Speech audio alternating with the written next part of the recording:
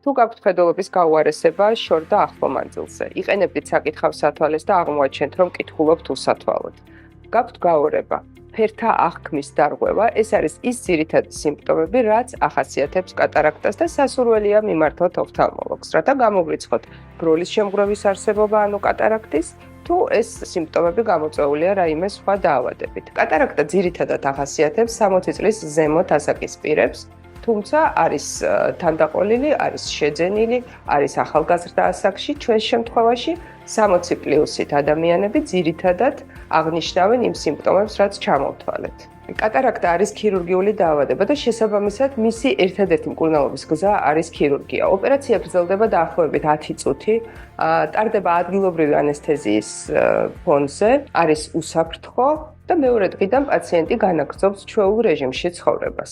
ნიუ ჰოსპიტალში აღჭურვილია ულტრათანამედროვე აპარატურით, რაც საშუალებას გვაძლევს თითოეულ პაციენტს ინდივიდუალურად შეურჩიოთ მსოფლიოში საუკეთესო პრემიუმ ხარისხის ბროლები.